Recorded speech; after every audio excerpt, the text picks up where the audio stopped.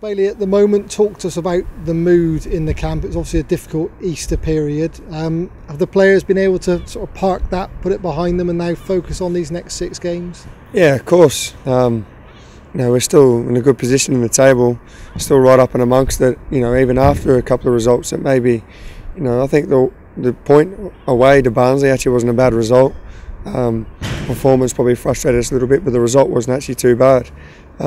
And yeah, Monday night speaks for itself. Obviously, we're more frustrated than anyone, but we come in today, smiles on our faces, bright and buzzy, and we've got a big game to look forward to on Saturday, and not just that, big end to the season. So I think exciting times. If anyone would say that we'd right up in the playoff mix come into the season, if someone had said that last season, we would have taken it, and we deserve to be up there.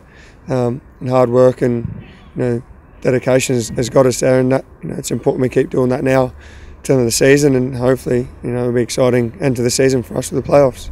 On a personal level, on Monday, was it difficult for you? Did you understand the frustrations that were surrounding the pitch? If I'm honest, not really. I was a bit disappointed with the reaction I got. With my performance, I know myself it wasn't at the best. Don't think it warranted a reaction like that. If we had been in a relegation battle, then yeah, I would have taken it completely and accepted it. But I couldn't accept that. I don't think it's fair on myself or the team, especially with the season we've had so far. And don't get me wrong, we don't want to have bad games, we don't want to lose games. But this is football. This happens, and I'm sure they don't want to see it. We want to get fans on the edge of their seats, shouting and cheering, and us playing well. And we've done that on many occasions this year. And last night, the other night wasn't one of them. But you got to stick with us if we're to finish up there top of the season. They're important. That get behind us and give us that extra push. I know I saw some of the messages that came to you. A lot of fans actually rallied and sent you messages. You must be pleased for that kind of thing. Yeah, and I know the majority of the fans haven't done that, but the small majority that have, they've shared their expressions on Twitter.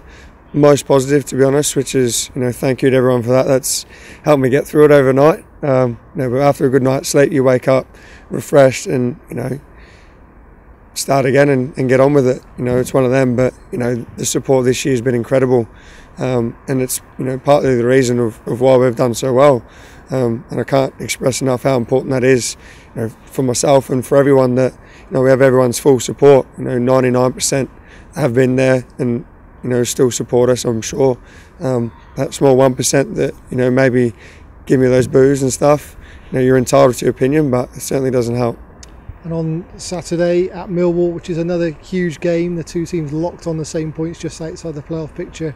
You'll have around 2,000 in that away, and I'm sure will be fully behind you. Yeah, no, it'll be good. It'll be a tough place to go, and it's incredible. We're taking 2,000 there, and Millwall themselves are having a good season, and like I said, this is what it's all about. Exciting stage of the season, business end of the season, and everyone wants those playoff spots, and we love games like this. We're looking forward to it.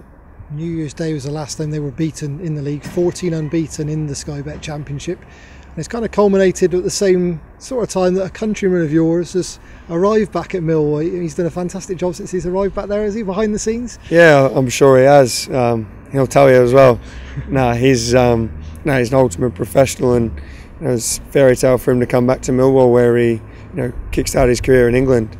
But yeah, I'm sure he's maybe not played as much as he would like. I'm sure he always wants to be on that pitch, but whether he's playing or not, he gives a big contribution. But this weekend we'll be rivals. Then after the game we can be mates again. How close are you and Tim Cahill? Yeah, all Aussies, we're all good. We all get along well. We've got Mezza there as well, James Meredith. That were all away last international and had good chats, and they're obviously buzzing and enjoying their football. Both of them are doing well. It's nice to have that Aussie connection, but when you cross that white line, we're ultimately out there to win a game for our club, and afterwards, hopefully we'll come out victorious, but we'll still be friends afterwards. No cheating though. In terms of today, coming down here, seeing the kids, you've got a big smile on your face now, to come down here and enjoy the community elements that players do. How important is that to you?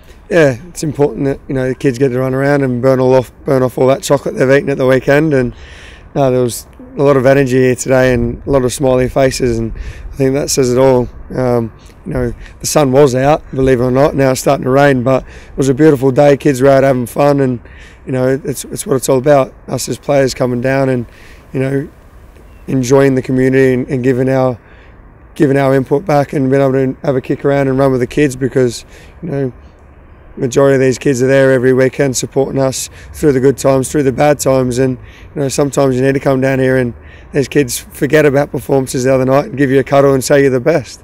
And sometimes that means a lot.